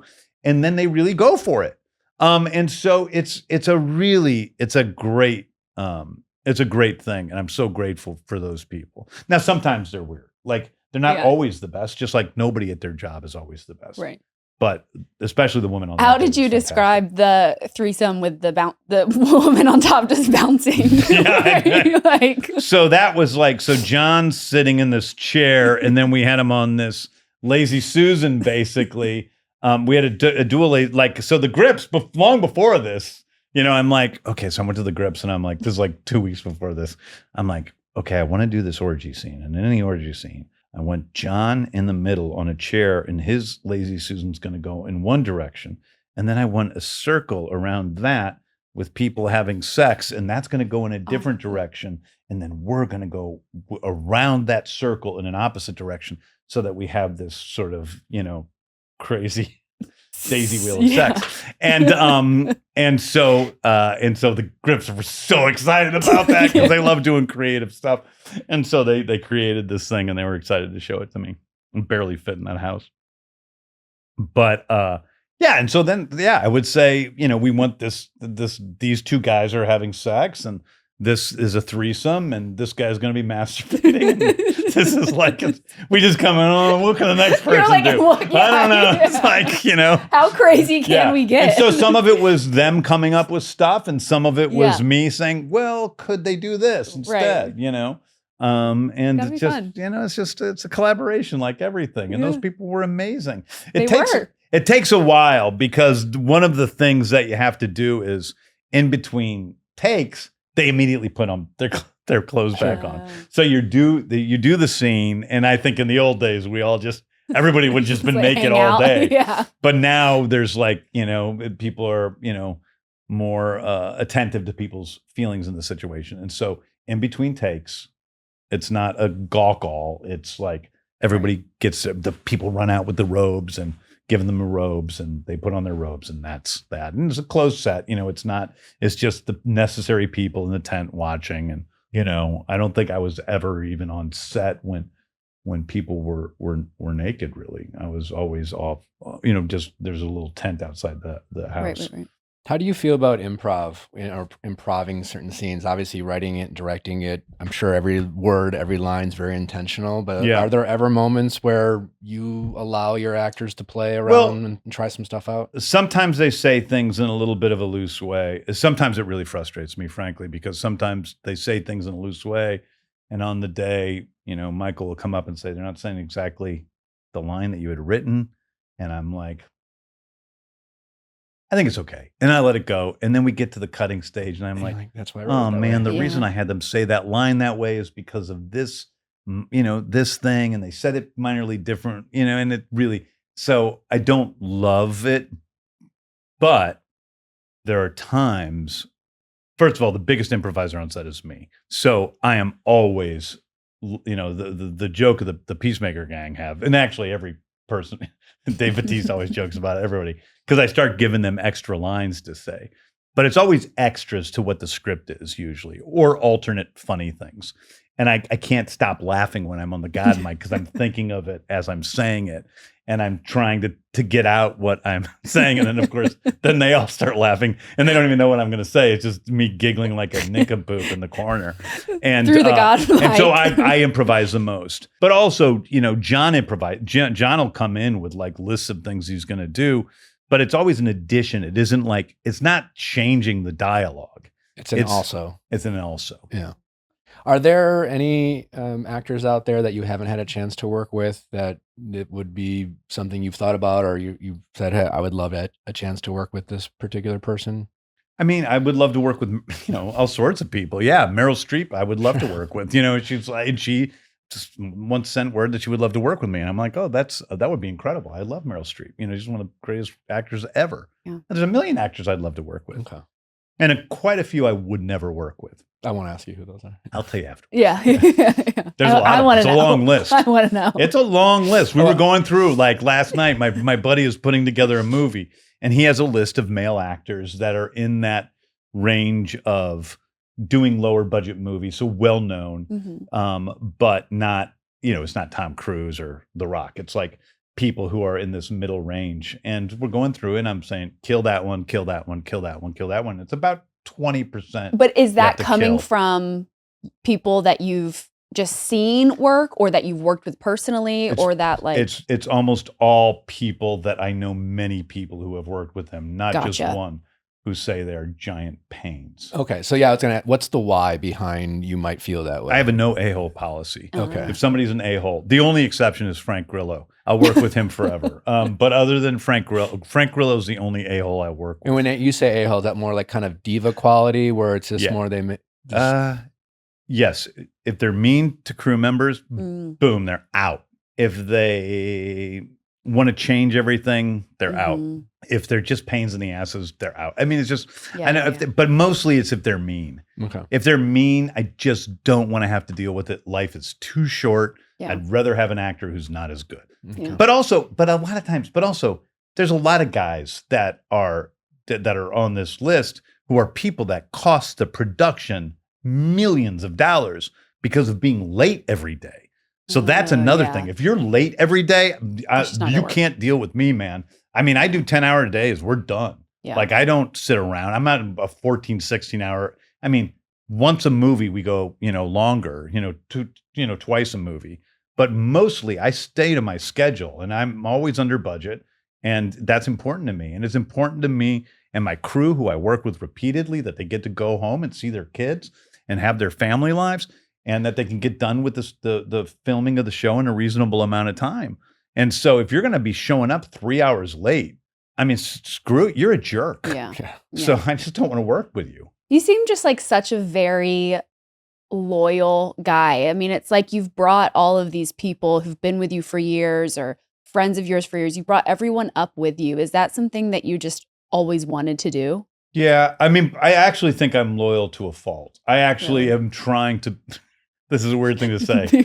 I'm trying to be a little less loyal. Okay. And what I mean by that is I work with the same people. I've had the same agent and manager and lawyer since 1998. Wow. Most everyone I've worked with again and again. And I have a really hard time saying, okay, well, maybe just this movie, I want to do it with a different, I'll say production designer, because my production designer isn't changing. It's Beth Mickle. But like, maybe I want to do this movie with a different production designer. Even though I love Beth, maybe I want to do this movie with a different production designer to give it a different look.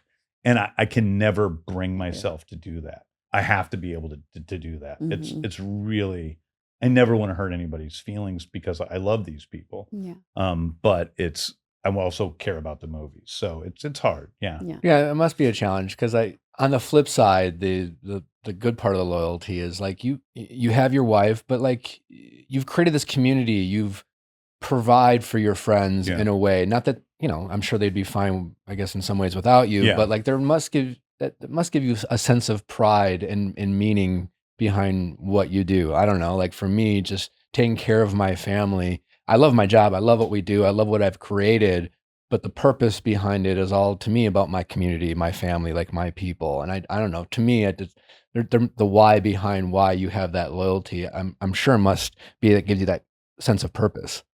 Well, maybe I think that's part of it, but this is my life. I mean, I'm working all the time. And so when I walk on set in Atlanta with my crew, that's my family. Yeah. And it's like, they know me. They've all worked with me numerous times. People love working on my sets. Nobody thinks I'm easy, by the way. This is not to say that I'm easy. I'm hard. I'm just telling you, I'm tough. And everyone knows that, but I'm never mean. I just am tough. Because I expect the best, and I'm really blunt with people. And if something isn't working, I absolutely just tell them. And I'm assuming that's because you you know what they're capable of, or what you want, or what you I need. mean, it's what I want. I'm trying to make the movie that I want to make. Sure. Yeah. And if it's not going my way, I'm not that happy. And so I can be tough. And if somebody's not pulling their weight, then I do fire them. Like they're gone. And so it's not like I'm loyal, like, like a maniac. It's just, I think that I can probably change things up a little more in some ways. OpenPhone is a smart, modern phone system built for entrepreneurs, small business owners, and growing teams who can't afford to miss a call or customer connection. If you're running a business, every missed call is money left on the table. Think about the last time you had a plumbing emergency. If the first plumber didn't answer, did you wait or did you call the next one on your list? Chances are you moved on, called the next person on the list. And with OpenPhone, you'll never miss an opportunity to connect with your customers. OpenPhone is the #1 business phone system that streamlines and scales with your customer communication. It works through an app on your phone or computer, so no more carrying 2 phones or using a landline. With OpenPhone, your team can share one number and collaborate on customer calls and texts like a shared inbox. That way, any teammate can pick up right where the last person left off, keeping response times faster than ever. Plus, say goodbye to voicemail. Their AI agent can be set up in minutes to handle calls after hours, answer questions, and capture leads, so you never miss a customer. So, whether you're a one-person operation drowning in calls and texts or have a large team that needs better collaboration tools, OpenPhone is a no-brainer. OpenPhone is offering our listeners 20% off your first 6 months at openphone.com/VIALL. That's openphone.com/VIALL. And if you have existing numbers with another service, OpenPhone will port them over at no extra charge. OpenPhone, no missed calls, no missed customers. Well, our lives are busy. They're all over the place. And if you are dog parents, you want to make your life and your dog's life easy and convenient. And that's where Chewy comes in. With over 100,000 products from top pet brands, Chewy makes it easy to find everything from food and treats to beds and toys, all delivered to your door in 1 to 2 days. They also carry supplies for birds, fish, reptiles, and other small pets. To support your pet's health, they offer prescription medications, telehealth vet visits, which is essential for us, pet insurance, and are expanding in-person vet clinics across the country. The telehealth pet visits have been crucial for us. I mean, if you have dogs, you know that every once in a while they get into something they shouldn't, and sometimes it can be a little scary. It can be a little late at night. And it's always nice to consult with someone who knows, do we need to go to a pet hospital? Are they okay? Can they eat that? Can they not eat that? And the telehealth is really, really great. Also, so many great toy options for your dogs. And you know your dogs that are very particular about the toys that they want. And Chewy has a great selection. Also, as temperatures rise, so does the risk of fleas and ticks, and even for indoor pets. These pests can spread through other animals, visits to the groomer or vet, and even hitch a ride on humans. Chewy carries a wide range of vet-recommended flea and tick medications to help protect your pet year-round. Up at the lake, obviously ticks are prevalent, and we got Jeff and Steve's tick medication from Chewy, made it super easy and convenient. Customer support is available 24/7 by the phone or chat with expert advice always on hand. Chewy has everything you need to keep your pet happy and healthy, and right now you can save $20 off your first order and get free shipping by going to chewy.com/VIALL. That is chewy.com/VIALL to save $20 on your first order with free shipping. Chewy.com/VIALL. Minimum purchase required. New customers only. Terms and conditions apply. See site for complete details. Before we let you go, I do have to ask, since my audience loves reality TV. I know we haven't talked about reality TV at all. I know. What are you guys watching, you and Jen, these days? Okay, let me be clear. It's not what we're watching, because Jen only watches half the amount of reality TV that I do. Okay. So what we do is we I work all day. Like now when I'm writing, right? I work all day, then Jen and I eat, and then we go downstairs, we watch a TV show or two, then she goes to sleep, and then I smoke a cigar and continue watching reality TV. Oh. And so I watch a bunch of shows that she doesn't watch, like Love Island. Like Jen doesn't watch Love Island, but I watch every Love Island. You watch them all? Watch them all. I watch them all. Now I'm not done with, I think I got spoiled on who wins UK. Yeah. I'll go UK. I'm done with the US. Okay. I'm most of the way through UK, and I think I know who wins. But and I think I'm pretty happy about that. Together, though, we watched Big Brother. Okay. So we're watching Big Brother now. We're frustrated with Rachel. I've become online friends with Taylor. You know, Taylor, who won a couple of seasons ago. And I told her I was going on your show, and she said, because she wants me to go on the Big Brother thing, and I'm like, yeah, but I'm going to go with Nick and talk about reality TV. And she goes, oh, Nick can't. We got to talk deep. We got to talk deep. She reminds me of you, actually, in your season, because you were unjustly picked on in the first season of The Bachelor. I felt like just totally Yeah. unjustly picked on, and she was the same way on her season of the Big Brother, in a much more mean way even. And they were just picking on her all the time, and then she won. It was awesome. Is it her? Because I'm also very blunt too, where I just like I can't help but just No, say what I think or feel at the risk of. I think her strength is not immediately aware. I think she comes off first as a pretty girl, and they didn't know how strong she was, and they just thought she was, because she's quieter than most of the people on the show, and they kind of picked on her and bullied her. I felt like, and then she showed them all. Have you pulled any inspiration for any characters from reality TV? I mean, if you love it so much, is there any part of you that's like, I want to bring some of this into the comic book world or into anything you're creating? Not that I'm conscious of that I can think of, Okay. but listen, I always, I don't like when people say you watch reality TV, and this people are going to laugh at me because Love Island it is a lot like this. I don't watch the Kardashians. I don't like any story stuff. Right. I like things where people are competing. Experiments. I like experiments where you're messing with people. Yeah. So I like, the traders. I like, Mhm. I don't like Bachelor as much since Alon left. I wish Alon was still there. I don't think it's as good, as good It's as. not as funny. It's not as funny or fun. It's like, and it's too formulaic now. They've just kind of gotten back to they're not taking. I don't feel like the risks that he took that worked. Yeah, I hate to say that as a longtime member of Bachelor Nation. You give it up. I don't like it as much. A member of Bachelor Nation, I feel the same. Yeah, yeah. So I really miss Alon. But yeah, so I love Survivor. Survivor's like my all-time favorite reality show. But Love Island's just the guiltiest of all pleasures because, it doesn't take much work. It's like, you could miss big pieces of it if I'm on the phone or go to the bathroom or check my email or something. What's your Love Island season 7 hot take, or what was USA. your overall sentiment for US? Yeah. US? This is how much this stuff goes through me like coffee and just is out the other end, because I'm trying to even remember a single, name one person from Love Island USA. I just got done watching a month ago or something. Huda. Hood. I hate. I don't want to say that because I feel sorry for that girl. But how did she last so long? Producers, I feel like. I mean, who knows? I feel like Nicolandria. Mm-hmm. Do we think that's a real thing? I don't. They're still dating, right? They are still dating. The challenge with that world, though, they look great together. I was huge fans of them individually. I felt zero chemistry. Now, it doesn't mean that I can feel chemistry. Yeah, who knows? Because the problem is we've talked about on the show is I didn't like, because the show is filmed in real time.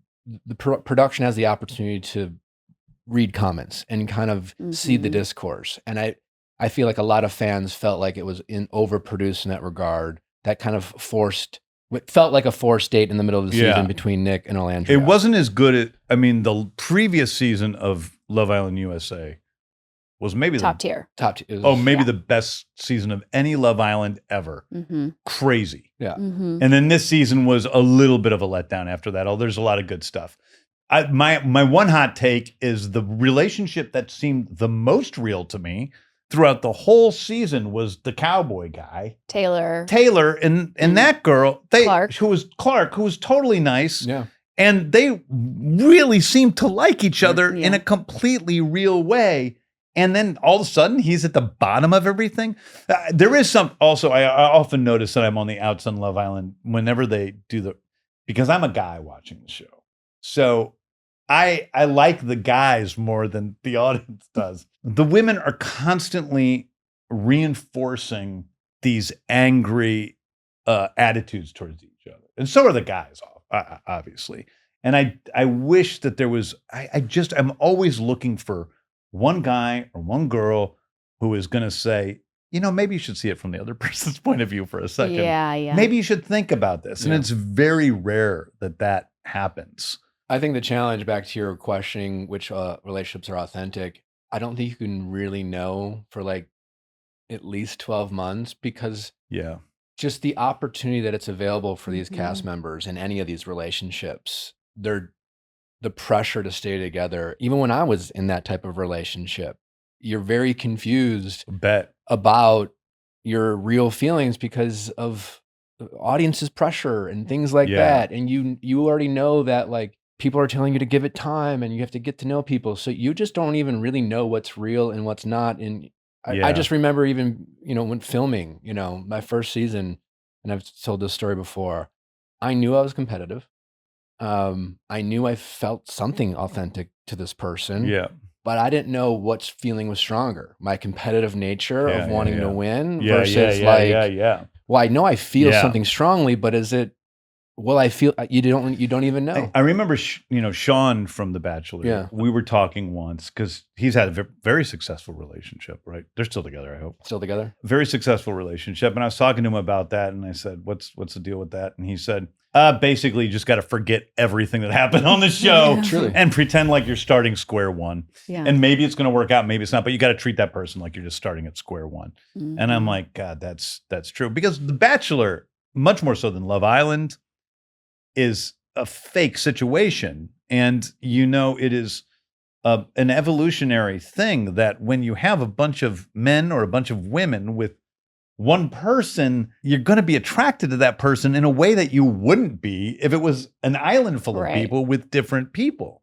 And so evolution forces you to feel feelings for that person. Not everybody, but a lot of people. And they suddenly are the most attractive person they've ever seen because of the way the situation is set up. And that has nothing to do with what real life is like. So with Love Island, at least, it is like, it's different people who are vying for the guys. And so the chances of lasting in some ways is better, but also they're often a more crazy group. Well, of only in people. Bachelor World do you tell the person, if you end up with I only made out with them in the fantasy suite and expect a pat on your back versus things like those are just like weird conversations where you're well. And why is it that there's more, as many successful relationships out of Big Brother and Survivor as there are out of Bachelor? I mean, they're pretty commensurate, and it's like the Survivor's not a, Do you think I think they're maybe 17, but Boston Rob and Amber's daughters are almost 18. Do you think we'll see a Boston Rob and Amber Well, let me first of all love child on Survivor? Well, I would root for them because I am an absolute Boston Rob super fan. Like, Me too, yeah. Boston Rob is, besides Nick, after Nick. Yes, thank you. Thank you. My favorite reality show contestant of all time. And I will watch any reality show that Boston Rob is on. So he's on The Traitors, I watch it. Deal or No Deal Island, I will watch that, which, by the way, is a great reality show. I will, especially because that guy won like $6 million or something. Yeah. How much did he win? He won like $8 million. Crazy, yeah. I was just looking at I was watching it like a producer where he got up to so much money that I was like, oh my God, they got to be killing They got to pull out, yeah. They got to be dying right now. Yeah. The show's budget just went up probably by $6 million more than what they anticipated. Yeah. Anyway, I love Boston Rob. I don't know anything about his daughters. But, yeah. Okay. Would you, out of Big Brother, Survivor, Traitors, any of those kind of competition shows, would you do any? Okay. I would not, but I would love to do Traitors because I played Mafia for many years. Yes. And I was good at Mafia. Okay. There was a time when it was really popular in LA and I was playing like 3 or 4 times a week at different people's homes. So would you want to be a traitor or would you want to be a faithful? Traitor. Yeah. It would be fun to hunt the traitors though. And I feel like I think I feel like I'd be good at. I know, but the problem with the traitor, and this is the flaw. There's a couple flaws with the traitors. The flaw with the traitors is it doesn't serve you to hunt the traitors. If you don't want to tell anyone to hunt. You have to find out who they are and suck up to them, and then suck up to them, pretend like you like them until the end. Yeah. Yep. That's the game, and so that's not a great game when you think about it. It's much more fun if there was more value to hunting the traitors. I would be worried. I have a hard time lying. I feel like I have a bad poker phase. Poker phase. I just don't think of it as lying. I don't think of it as lying. But who knows? I'm used to playing Mafia for a couple hours at a time, not for weeks. Months. I don't think it's how long are they? They're in the. I think it's a month. Really? Yeah. Wow. 3 or 4 weeks. Wow. Yeah. Yeah. I was supposed to do it season 3, but it had to pass. You didn't do it? Mm-mm. Yeah. Now season 4. I like how you're whispering on the podcast. Yeah, sorry. I know. yeah, Yeah. you're gonna So do we season can still two. hear you. but I would love for you to do it. He would be Someday great. I think He I would be will. I great. was going to do it, and then Nelly and I got hired to host a new show for Netflix that we're doing. Oh, well, that's- what's Age that? of Attraction. Oh, cool. Yeah. Dating show around age gaps. Oh, wow. Age differences. Wow. Yeah. Hopefully. Yeah. We'll get the Maybe James that'll Gunn be stamp your of new. approval. Yeah. Yeah, yeah, That'll yeah. be your Cool. new. It's not. Yeah, it's cigar show. I wouldn't say it's like it's more. Are you a Love Is Blind fan? Off and on. Okay. Okay. I like Love Is Blind. It's weird because I'm not sure it doesn't get worse as the season goes on. Yeah. But I like it. I do like it. You know, I loved like certain seasons of of other countries. Like I love the Japanese Love Is Blind because it's so tame and weird compared to ours, but also more interesting. Devil's Plan. You watched that one? The Korean show that on Netflix. That's a great. It's all these people who are kind of well-known people in Korea, and they come into this game show and they have these incredibly complicated, difficult games that they play, and get eliminated. And it's like it's the really smart person's reality show. It's really fun. Yeah, I remember like now that we're sitting here, like having my back when I was on Bachelor in Paradise. It meant a lot at the time because not a lot of people at the time had my back, but I felt like people started to understand just me, I feel like you gave them permission when you came on After Paradise and you were kind of giving your commentary. Oh yeah, that's right. I came on after. Yeah, that's. And I was like, finally, someone gets me. That's when I told Ashley. I told Ashley she was crazy. Yeah, well, and Ashley's like, I'm not. Jared really likes me, and I'm like, you're crazy. He doesn't like you. And now they're married. Yeah. And I know those guys. I know Jared, and Jared Yeah. was like, he came by the set of Peacemaker, and Oh, did he? yeah. He's got a little cameo. That's a reveal here, but he's in the show. Yeah. Yeah. You didn't tell me that. So I keep Yeah, a secret. he does keep a secret. There you go. That's incredible. Well, I will stand by because I've famously told Ashley you'll never be with him, only for them to be together. Yes. And Jared was living with me at the time when Oh they my were gosh. secretly dating, and he wouldn't tell me. Oh my gosh. But I still think we were right in a sense that like she had to accept they would never be together, and it wasn't until she said screw this guy before Jared had to wake up and kind of realize what was in front of his face. It's similar to like Nally and me when we were dating for 9 months, and I was like, I don't know if I could do this. I don't know. I'm like, you're younger than me. I'm so self-conscious. And she's like, fuck this guy. And then I was like, please, I'm so sorry. So yeah, sometimes you have to. I think you're sometimes blind, with what's right in front of you sometimes. Yeah, but also we were wrong. Yeah, y'all were wrong. At the end of the day, y'all were wrong. Beautiful We were wrong. We were wrong. Ashley was right. She's more wise than all of us put together. She's going to be a housewife. What? She's going to be a housewife. Oh my Real god. Housewives of Rhode Island. Oh really? She's been. Oh my god. Yeah. Which I'm very. But see, those are the shows I don't watch because you can't win any money. Yeah, that's true. I like things where you can win money or where they make you, wear pig suits or, stuff where I don't know. More milk. I don't like Challenges. just watching people be crazy living life. You'll have to dabble into the Real Housewives of Rhode Island, maybe. Only because I like Ashley. James, this has been so much fun, man. Great. Appreciate you coming on. I'm excited for people to watch Peacemaker. It comes out August 21st. So if Wednesday? today is August 21st, it is out today. Comes out tomorrow for anyone listening. Comes out tomorrow. It comes out tomorrow. It's on HBO Max. Or is it, do they call it HBO Max now? It's HBO Max. That's right. We're back. I have 2 different apps now that say HBO Max because they keep changing, and I'm It will. Apple Plus. I think it will remain HBO Max. I Okay. don't think they're going to change the name again. Well, it's out now. It's incredible, guys. Watch it. Obviously, if you're a comic book fan, you'll love it. If you're not a comic book fan, you'll love it. For the ladies out there, I promise you, if your man is interested in it, you should sit down and watch it with them. It's fun. It's funny. It's entertaining. I'm such a huge fan of that franchise. So I just want to thank you for coming on, man. It's been fun talking with you. Oh, thanks. Yeah, just I'm catching up glad with we you, man. finally got to do this Yeah. after only 1,000 episodes. Not quite almost, 1,000, but Exactly. almost 1,000 episodes. Finally got you. I'm glad it was now. Yeah. Yeah, It was, I've always, like when I started the show, I've kind of like you. It's just, like I said, I always had this kind of delusional belief in myself, even though sometimes when I get to a certain spot, I will have for a moment that kind of imposter syndrome where I'll be like, wait, what am I doing here? Maybe I do suck. But yeah, I always felt like I was, like I'm self-aware enough to like when I started my project, I have to earn the ability to like have the right to like have certain conversations with certain people. But anyways, it's been great to, even though I've known you for a while, to be able to have this conversation with you on my show. And I appreciate you coming on, man. And it's been a lot of fun. Great. Thank you guys. Yay! Well, thank you guys for listening. We'll see you tomorrow.